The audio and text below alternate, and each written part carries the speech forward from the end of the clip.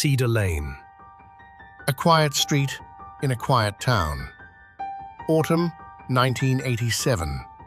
The kind of place where front porches stayed lit through the night and neighbors waved from their driveways.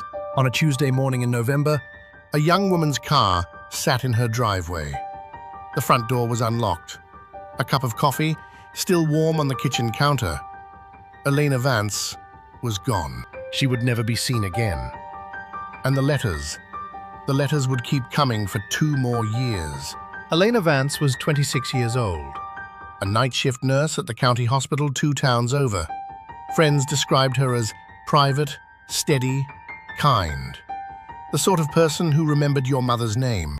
In September of 1987, She signed a lease on a small rental house at the end of Cedar Lane. White siding, a narrow porch, a maple tree out front that was just beginning to turn. she did not yet know that Someone, from a window across the street, was already watching her unpack.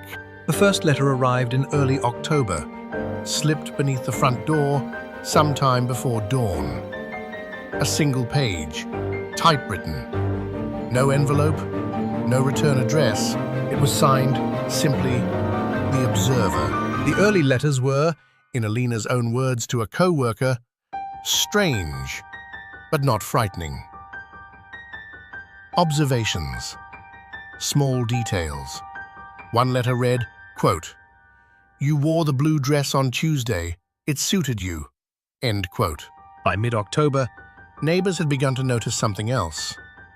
A man. Elderly. Gaunt. A grey overcoat, regardless of the weather.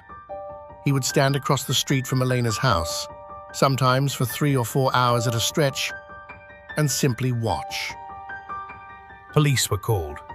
The man gave his name, his address, a house 2 doors down. He told the officers he was a widower, that he was lonely, that he liked the air. They had nothing to hold him on. By the end of October, The letters had changed. they were no longer observations. They were intimate, possessive.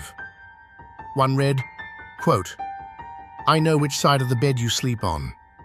I know you leave the hallway light burning. You do not have to be afraid of me. Not yet." End quote. Elena reported the letters to the police. On November 4th. She asked about a restraining order. She was told there was no name to put on it, She told her sister by phone that she had begun pushing a chair against the front door at night, that she had stopped opening the curtains, that she could feel him, even when she could not see him. on the night of November 17th, 1987, Elena Vance finished her shift at the hospital at 11:14 p.m. A co-worker walked her to her car. She drove the 8 miles home along Route 9. She arrived at Cedar Lane at approximately 11:42. What happened in the next 20 minutes Is the entire mystery. at 12:03 a.m. A neighbor across the street looked out her kitchen window and saw Elena's front door standing open. The porch light was on. The car was in the driveway. No one was inside the house. There was no sign of struggle. No overturned furniture.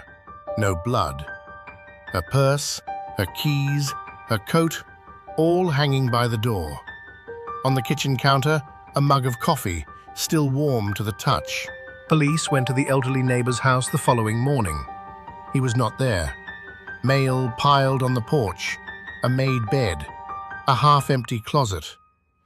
He too was gone. For 2 years afterward, Letters continued to arrive at the empty house on Cedar Lane. Typewritten, unsigned, but for the same 2 words.